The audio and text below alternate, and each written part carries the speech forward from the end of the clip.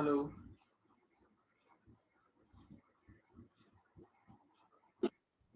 Hello, आवाज आ रही है? Yes sir. Okay, good afternoon everyone. बहुत कम लोग इधर ज्वाइन किया है। क्लास चल रहा होगा सर। क्लास चल रहा है, ठीक है। शायद इसी पे चल रहा है। इलेक्ट्रिकल वाला तो सब लोग आ चुके हैं लगभग। चलो, हम लोग नेक्स्ट क्लास नया मॉड्यूल में नया टॉपिक स्टार्ट करने जा रहे हैं। हम लोग ऑसिलेटर स्टार्ट करने वाले हैं। चलो हम देखते हैं। रेक्टिफायर एक तरह से हम लोग ऑलरेडी पढ़ चुके थे। रेक्टिफायर क्या करता है, किसको पता है? रेक्टिफायर क्या करता है? एनीवन? रेक्टिफायर क्या करता है? रेक्टिफायर एसी को किसमें कन्वर्ट करता है? Rectifier convert from AC to DC. Already हम लोग रेक्टिफायर पढ़ चुके हैं। अब यहाँ पर देखो, ऑसिलेटर क्या है? जस्ट रिवर्स है। क्या करता है? वह एसी को डीसी में कन्वर्ट करता है। किसमें करता है? एसी को डीसी में कन्वर्ट करता है। अब यहाँ पर देखते हैं, इसे जस्ट पहले हम यहाँ बात करते हैं एज एम्पलीफायर में। इन एम्पलीफायर में हम लोग देखो इनपुट से याद करो। कोई भी एम्पलीफायर हम लोग कॉमन मीटर याद करो। कॉमन मीटर कॉन्फ़िगरेशन में एक जो इनपुट सिग्नल जो लेते तो क्या लेते थे? एसी लेते थे। इनपुट सिग्नल क्या हुआ? एसी लिए। और याद करो, जो बीसीसी सप्लाई जो देते थे तो क्या था वो? बीसीसी क्या था? DC power input. याद आ रहा है कुछ लोग को? Yes sir. हाँ, तो अब यहाँ पर डीसी पावर देते जो कि हम लोग नाम उसको डिनोट करते थे बीसीसी। ये बीसीसी जहाँ कहाँ डिनोट करते हैं? कलेक्टर सेक्शन तरफ। इतना तो याद आ रहा होगा। अच्छा, भूल गए हो? याद है सर। हाँ, ओके, ठीक है। अब यहाँ से देखो। हाँ, क्या बोल रहे हो? हाँ, ठीक है। इनपुट सिग्नल क्या दे रहे हैं? एसी दे रहे हैं। उसको एम्पलीफायर क्या करता है? ऑलरेडी हम लोग सब कुछ पढ़ चुके हैं। अब यहाँ पर ऑसिलेटर की बात करते हैं। ऑसिलेटर में कोई भी इनपुट सिग्नल नहीं देते, मतलब कोई भी इनपुट डीसी इनपुट एसी नहीं दे रहे हैं। क्या कर रहे हैं? जो डीसी पावर इनपुट है उसको क्या करते हैं? उसको हम आउटपुट फाइंड कर रहे हैं। तो इस तरह से हम लोग यहाँ पर देखेंगे कि किस तरह से डीसी को एसी में हम लोग कन्वर्ट कर रहे हैं। This is called the oscillator. ये तुम्हारा हो गया। अब इसका कहाँ कहाँ इसका एप्लीकेशन है यहाँ है। चलो हम आगे बढ़ते हैं। अब यहाँ पर देखो, इसका ब्लॉक डायग्राम है। अब यहाँ पर तुम लोग कंट्रोल सिस्टम पढ़ चुके हो? कंट्रोल सिस्टम पढ़े हो? सर डिप्लोमा में पढ़े, अभी नहीं। अच्छा, अभी नहीं पढ़े हैं। ओके, डिप्लोमा पढ़े हैं, ठीक है। अब यहाँ अभी नहीं पढ़ा होगा, ठीक है, कोई बात नहीं। एम्पलीफायर कितने, ये तुम लोगों को सबको पता होगा कि जो हम लोग जो एम्पलीफायर पढ़ते हैं वो कितना डिग्री के फेज शिफ्ट होता है? एम्पलीफायर कितना तो डिग्री? 180 डिग्री। 180 डिग्री। अब क्या करता है ऑसिलेटर का जो फेज शिफ्ट होता है, ध्यान देना, ऑसिलेटर का जो फेज शिफ्ट होता है सर वो 90 डिग्री का होता है सर। नहीं, ऑसिलेटर का जो फेज शिफ्ट होता है या 0 डिग्री होता है या 360 डिग्री हो। कोई भी फेज शिफ्ट इस ऑसिलेटर में नहीं होता है। अब यहाँ पर क्वेश्चन है कि एम्पलीफायर के कारण 180 डिग्री तो फेज शिफ्ट हो चुका है। तो सर्किट में ऐसा सर्किट को बनाया जाता है फीडबैक में। फीडबैक को इस तरह से बनाया जाता है कि फीडबैक के कारण 180 डिग्री का फेज शिफ्ट हो। अब फीडबैक के कारण यदि 180 डिग्री का फेज शिफ्ट होगा तो टोटल पहले से एम्पलीफायर के कारण मान यहाँ पर देखो, यहाँ पर एम्पलीफायर के कारण 180 डिग्री का फेज शिफ्ट हो रहा है। अब फीडबैक के कारण भी 180 डिग्री का फेज शिफ्ट हो जाएगा तो आउटपुट में टोटल फेज शिफ्ट कितना हो जाएगा? 360। 360। 360 मीन्स 0 डिग्री। सर वही मतलब 0 डिग्री 360 का वैल्यू वही होगा सर, तो हाँ, जो इनपुट है वही आउटपुट। वही आउटपुट हो जाएगा, ठीक है। अब यहाँ पर देखो, अब सबसे पहले हम, हाँ तुम लोग नेटवर्क एनालिसिस पढ़ चुके हैं, हम 1 बाय 1 एक्सप्लेन करेंगे। नेटवर्क एनालिसिस तो पढ़ा होगा टैंक सर्किट। या रेजोनेंस सर्किट, याद आ रहा है किसी को? टैंक सर वही ना सर, कैपेसिटर और इंडक्टर पैरेलली कनेक्टेड है। गुड। यहाँ पर हाँ देखो, यहाँ पर यहाँ ध्यान देना, हम लोग तो ज्यादा नहीं पढ़ेंगे। रेजोनेंस में हम लोग बहुत तरह के पढ़े थे, आरएलसी सर्किट पढ़े थे, सीरीज में, शंट में, इस तरह से हम लोग वहाँ पर जो जो रेजोनेंस फ्रिक्वेंसी निकालते थे वो सब ऑलरेडी हम लोग पढ़ चुके हैं नेटवर्क एनालिसिस में। जो हम जितना मेरा जरूरत है हम वहाँ उसके अकॉर्डिंग हम यहाँ पर तुम्हारा डिस्कस कर रहे हैं। अब देखो इस तरह से मान लो ये क्या है, इंडक्टर। अब ये क्या हुआ, ये कैपेसिटर हो गया, ठीक है। इसको बोलते हैं टैंक सर्किट, जहाँ मतलब कि इंडक्टेंस एंड कैपेसिटर का जो पैरेलली जो कनेक्ट होता है, मतलब शंट में जो कनेक्ट होता है, इसका जो रेजोनेंस फ्रिक्वेंसी जो निकालते हैं, इस सर्किट को बोलते हैं लोग टैंक सर्किट। अभी तो बहुत लोग पता हो इसका रेजोनेंस फ्रिक्वेंसी कितना होता है टैंक सर्किट का, 1/, किसी को नहीं याद है, 2 पाई रूट LC। गुड, ठीक है। ये तुम्हारा तो नेटवर्क एनालिसिस में पढ़ा होगा कि टैंक सर्किट का रेजोनेंस फ्रिक्वेंसी क्या है। अब इस रेजोनेंस फ्रिक्वेंसी तो हम बात करते हैं, बेसिक पॉइंट थोड़ा सा रिव्यू कर रहे हैं। नेटवर्क एनालिसिस में जब भी हम रेजोनेंस फ्रिक्वेंसी निकालते थे, आरएलसी सीरीज का हो या आरएलसी पैरेलल का हो या कोई भी सर्किट हो, या जैसे यहाँ पर है हम तुम्हारा टैंक सर्किट की बात कर रहे हैं, कैसे निकालते थे रेजोनेंस फ्रिक्वेंसी को? रेजोनेंस फ्रिक्वेंसी कैसे निकालते थे? एनीवन कुछ आइडिया?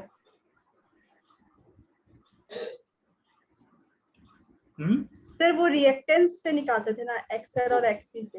Okay good. और कुछ? सबसे पहले हम लोग क्या करते थे, इमेजिनरी टर्म को जीरो करते तो वो थे। कम सर, जैसे कि रेसिस्टेंस रहता था तो पूरा जब रेजोनेंस में रहता है तो फिर ऊपर रेसिस्टिव हो जाता है ना, तो एक्सएल एक्ससी वो मेरा 0 हो जाता है। ओके ठीक है। अब यहाँ पे देखो, गुड, बहुत बहुत कुछ याद है। अब यहाँ पे देखो, कभी भी आरएलसी सर्किट हो, कैसा भी सर्किट हो, सीरीज हो या पैरेलल हो, कैसा भी सर्किट हो या कंबाइंड हो, किसी टाइप की सर्किट हो, और उसका यदि रेजोनेंस निकालना हो, रेजोनेंस फ्रिक्वेंसी निकालना हो, हम क्या करते हैं, उस सर्किट का इम्पीडेंस और एडमिटेंस निकालते थे, याद होगा।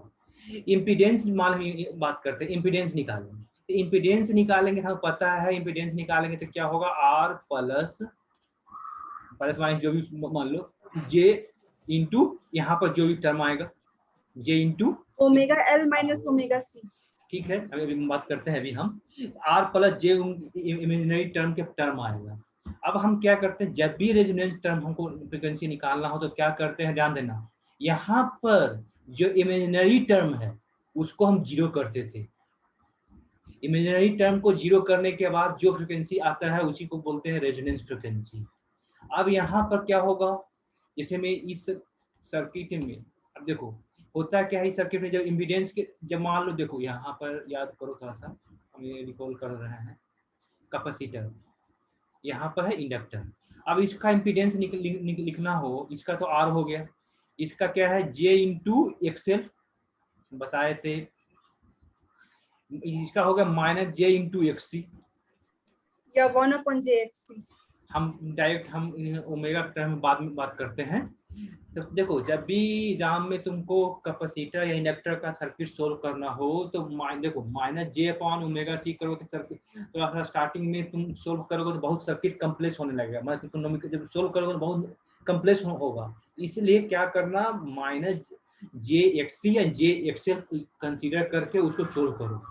अब बाद में उसको एक्सएल और एक्सी का वैल्यू पुट कर दो। हमें पता है एक्सी की वैल्यू क्या होता है, 1/ωc, और एक्सएल की वैल्यू क्या होता है, ωL, सबको पता है।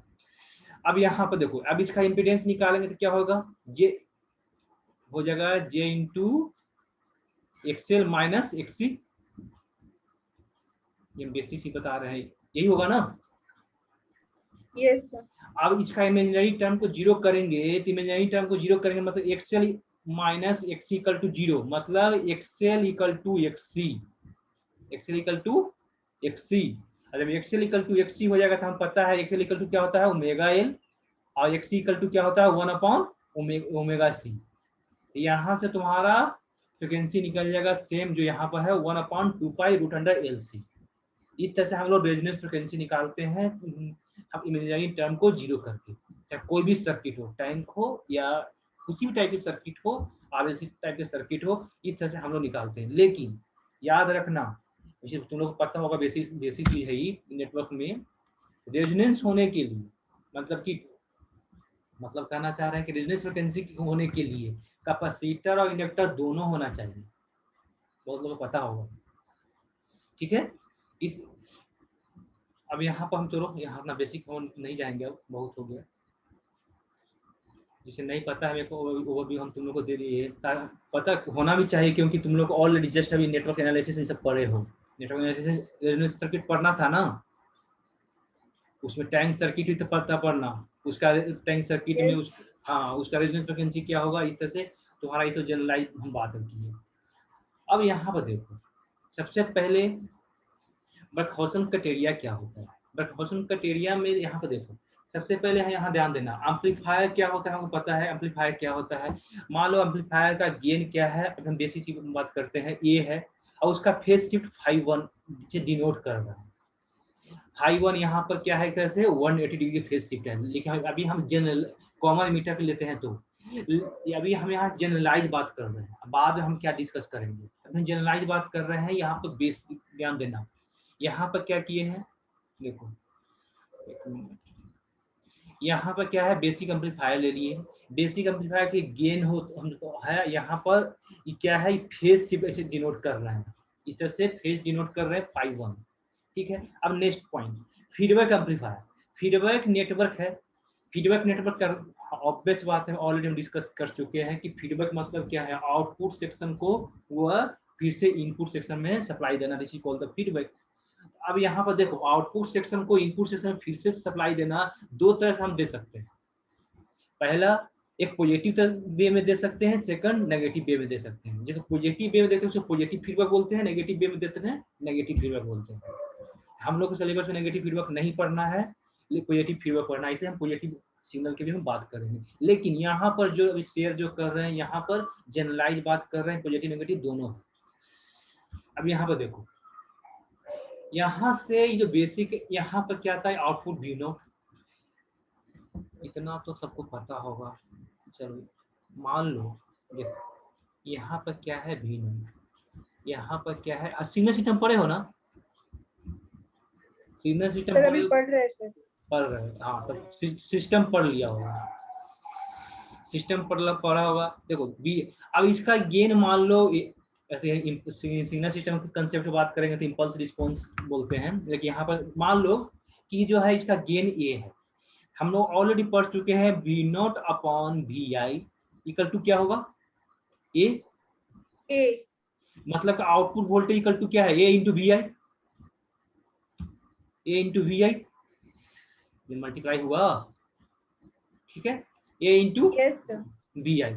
अब यहाँ पर देखो, यहाँ पर क्या है, आउटपुट वोल्टेज वी नोट है। अब यहाँ से क्या हो रहा है, फीडबैक जा रहा है, यहाँ से डिनोट करना, यहाँ से क्या है, फीडबैक हो रहा है। तो एक तरह से जो यह जो सिस्टम है, ये जो सिस्टम है, इस सिस्टम का इनपुट क्या हो गया तुम्हारा वी नोट, तो आउटपुट क्या होगा, लेकिन देखो अभी सिस्टम का जो गेन है क्या है, बीटा इंटू, बीटा नाम रखे हैं, बीटा इसको गेन है, तो बीटा गेन फेज कितना है φ2, तो इसका जो यहाँ पर जो आउटपुट आएगा इस फीडबैक का कितना आएगा, फिर जो फीडबैक नेटवर्क का गेन है इनटू जो वी नॉट जो इसका वी नॉट इनपुट है, इतना ही आएगा जो यहाँ पर लिखा हुआ है। देखो यस सर।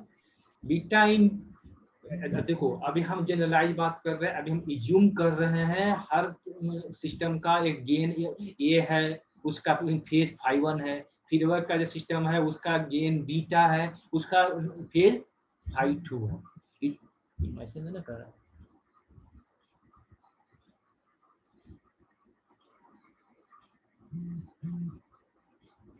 एक मिनट,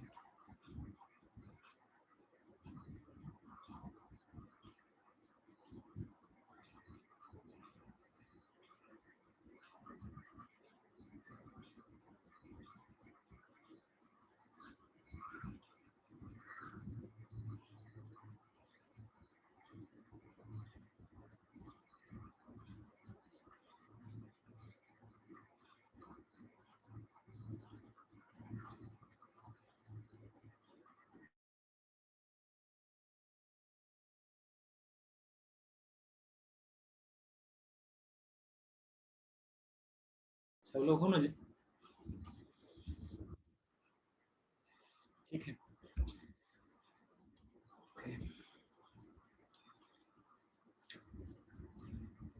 हम्म, हम लोग कहाँ पर थे? ठीक है। अब यहाँ अटेंडेंस फिर से देंगे सर। नहीं, ठीक है, उसी टाइम नहीं।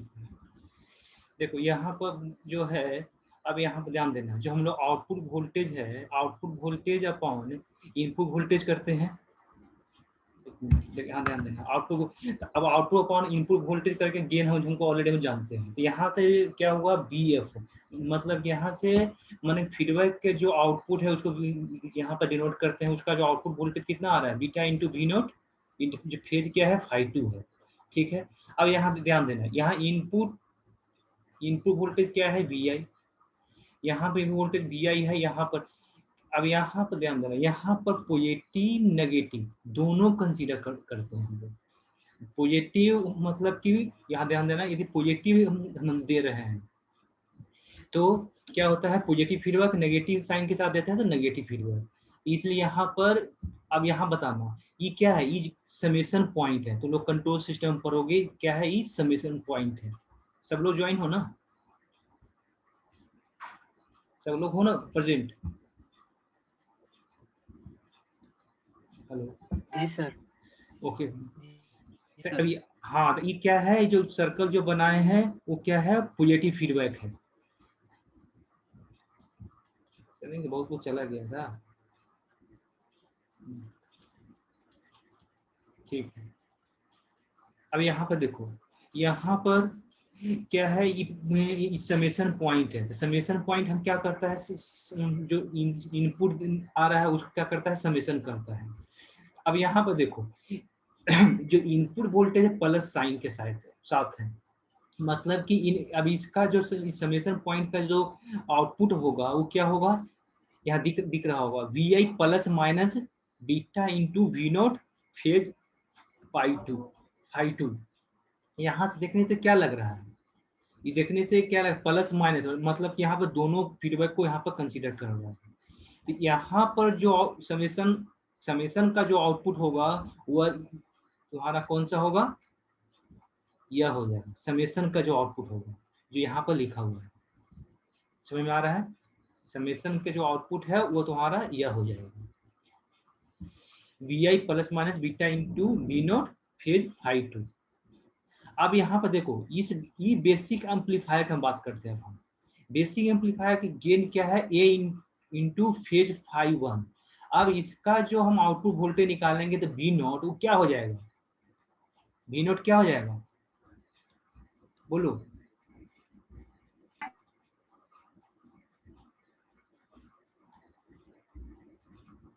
हेलो, आउटपुट वोल्टेज क्या होगा,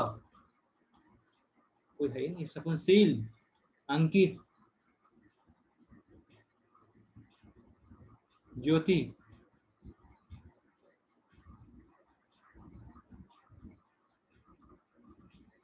बोलो इसका आउटपुट वोल्टेज क्या होगा, अभी जस्ट अभी हम लोग पढ़े थे।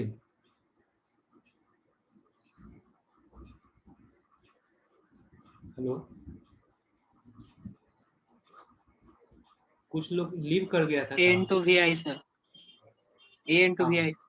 हाँ, ए जो इसका गेन है ए इंटू वी आई, ठीक है। अब ए इंटू, ध्यान देना यहाँ पर, ए इसका गेन है। अब यहाँ पर ध्यान देना, इसका gain V I, A into V I बोलना, यहाँ देखो ए इंटू वी आई, आप फेज φ1, ये होगा ना, A into G V sir. I into φ1। अब इसका बात हम करते हैं, अब इसका वी आई कितना दिया हुआ है, अभी वी आई की वैल्यू पुट करेंगे तो क्या हो जाएगा, A into beta into B not, magnitude जो है उसका मल्टीप्लाई हो गया। अब फेज क्या होगा, सम हो जाएगा, फेज क्या हो जाएगा, φ1 प्लस φ2, φ1 प्लस φ2। शायद लगता है ना बहुत लोग लीव कर गया है। सर हम बोल दिए ज्वाइन कर रही है। अच्छा, सपनशील अंकित दोनों नहीं है।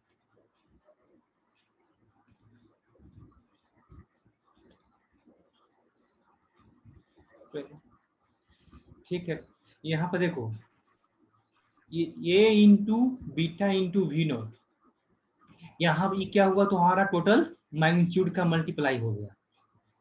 टोटल जो मैग्नीट्यूड था वो क्या हुआ, A into beta into V not, और फेज क्या हुआ तुम्हारा समेशन हो गया।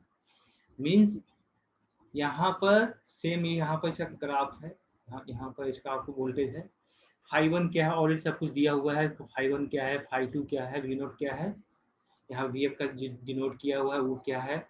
इस तरह से आउटपुट वोल्टेज हम लोग अभी जस्ट अभी डिस्कस किए, आउटपुट वोल्टेज क्या होगा, आउटपुट वोल्टेज इंटू, यहाँ पर ध्यान देना, आउटपुट वोल्टेज इक्वल टू क्या होगा, यहाँ पर क्या है इनपुट वोल्टेज क्या था, यहाँ पर देखो यहाँ पर इनपुट वोल्टेज क्या था इस बेसिक एम्पलीफायर का, इस बेसिक एम्पलीफायर का जो इनपुट वोल्टेज क्या था यही था ना। Yes sir.